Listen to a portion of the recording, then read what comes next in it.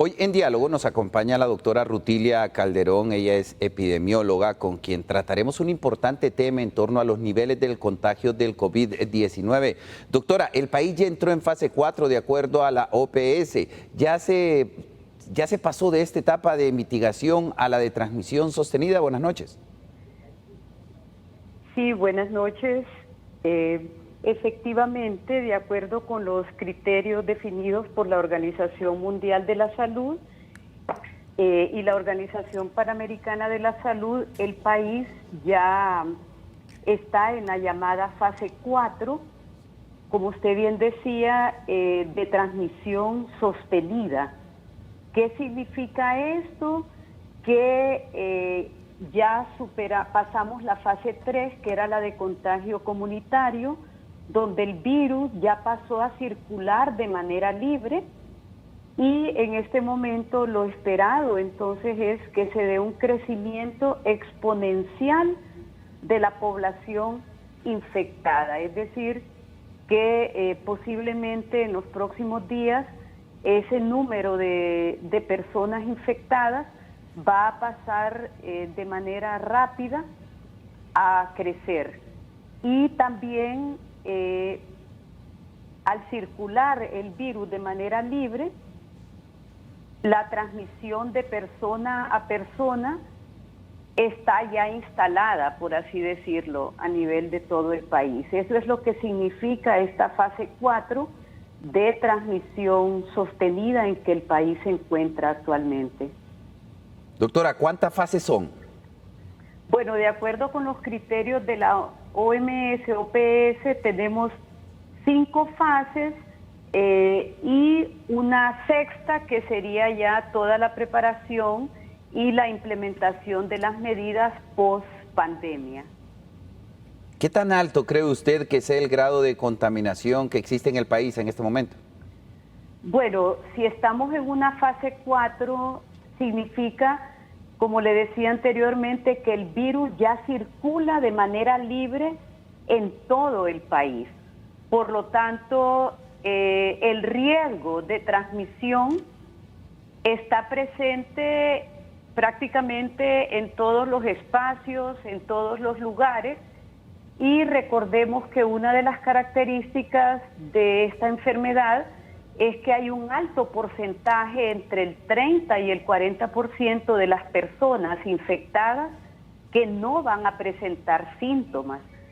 Entonces eso hace que en esta fase 4 de transmisión sostenida, esas personas asintomáticas o sin síntomas sean posiblemente las que mayor transmisión del virus estén haciendo, precisamente porque no sienten ningún malestar, y eso posiblemente también lo lleve a que en muchas ocasiones no guarden la medida de distanciamiento social, que hasta ahora es una de las medidas más efectivas que a nivel mundial se han implementado, de tal manera que el número de personas infectadas en los próximos días va a crecer exponencialmente. Doctora, ante lo que usted nos plantea, ¿debería a esta altura, decir, por el producto que tiene la pandemia en nuestro país, cerrarse en totalidad todos los departamentos? Bueno, allí de lo que se ha venido sistematizando, digámoslo así, a nivel mundial, existen 2 grandes estrategias. Países que han llevado a ese cierre total, y la llamada estrategia acordeón, es decir, en donde a diario se va evaluando lo que se llama la curva epidemiológica versus la capacidad del sistema de salud, y en función de ella se va definiendo qué sectores o qué áreas van entrando en la cuarentena, cuáles pueden ir saliendo. ¿Cuál de las estrategias es la mejor para el país? La respuesta es aquella que se adapte mejor a las condiciones de vida de la población hondureña.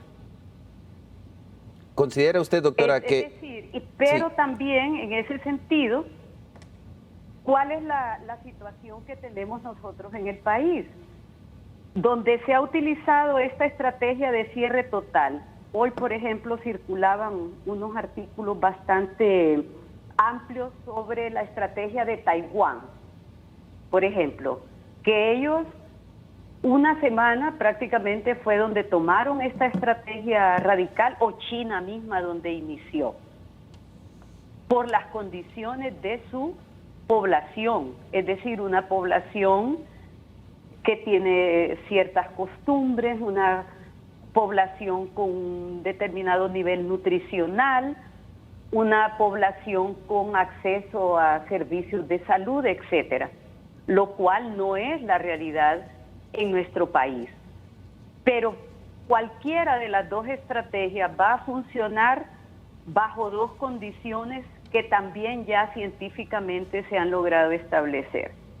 La primera es un liderazgo de alta credibilidad por parte de quienes están tomando las decisiones y comunicando esas decisiones a la población. Y lo segundo es una población que, habiendo comprendido cuál es su contribución para frenar la transmisión del virus, da su contribución de manera efectiva. Es decir, sí, tal y como ustedes lo repiten continuamente, yo no tengo nada que hacer en el supermercado, en la farmacia, en el banco, debo de quedarme en casa. Y si voy a uno de estos lugares, debo de guardar la distancia, debo de ir con mascarilla, debo de tomar todas las medidas al volver a casa, bañarme, lavar aparte la ropa, utilizar una solución clorada o con jabón para los zapatos, etcétera, etcétera. Sin esas dos condiciones que tienen que darse simultáneamente, cualquiera de las dos estrategias que se decida no va a ser lo efectiva que se esperaría que fuera. ¿Debería de ser más estricto el distanciamiento social? Es decir, es que el distanciamiento social es hasta ahora una de las medidas más eficaces para frenar o disminuir la transmisión del virus. Entonces, en el caso de nuestro país, se ha decidido que ciertas áreas y sectores se excluyen de esa medida. Pero entonces es importante garantizar, tomar otras medidas, no solo la decisión, sino acompañarse de otras medidas para que esos grupos o sectores o áreas de exclusión cumplan con lo que tienen que cumplir. Voy a tomar un ejemplo concreto de qué significa esto. Ayer, y estoy hablando de lo que pudimos escuchar y ver en los medios de comunicación, se abrió el mayoreo, el mercado de mayoreo del estadio. De acuerdo a lo que refieren los medios de comunicación, se cumplió, la población que asistió a sus compras cumplió con las medidas de bioseguridad, los vendedores y los directivos de la Asociación de Vendedores cumplieron con el papel que les correspondía, la autoridad policía cumplió con lo que tenía que cumplir.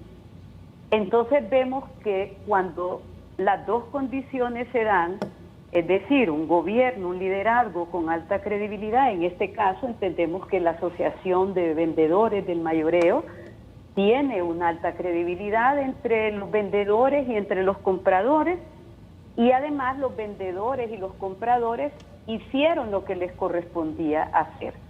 Nos atrevemos a decir que posiblemente esa experiencia fue efectiva en cuanto a control de la transmisión. Pero vemos otras experiencias en otros mercados, en otras áreas, que son de la decepción, la compra-venta de alimentos, de suministros para la familia, donde esto no se da. No hay liderazgo con credibilidad, la población no se comporta tal y como es. Entonces creemos que en esta fase 4, donde estamos en este momento, el mayor énfasis, el mayor trabajo tiene que estar en garantizar esos dos factores. Un liderazgo con alta credibilidad en todos los niveles, en el nivel nacional, en el nivel departamental, en el nivel municipal, en el nivel de las áreas o sectores que han sido excluidos del distanciamiento social, y también una población que reciba mensajes que le ayuden a comprender y a llevar a la práctica el rol o la responsabilidad que tiene en esa disminución de o control de la transmisión del virus. Doctora, muchas gracias por habernos atendido. A la orden, un gusto estar con ustedes. Hasta luego. Hasta luego. Agradecemos a la doctora Rutilia Calderón por habernos atendido vía teléfono en nuestro segmento en diálogo. Poniendo en contexto, nos encontramos en fase 4, lo que ella, desde su punto de vista profesional, llama a todos nuevamente a tomar todas las medidas de prevención. Si no hay necesidad de salir, no salga de su casa, y si sale, pues vaya protegido. Esto para evitar la propagación, que es en este momento en donde, a criterio de la doctora Calderón, pues es donde el virus ya está instalado en nuestro país y por ende pueden haber más contagios.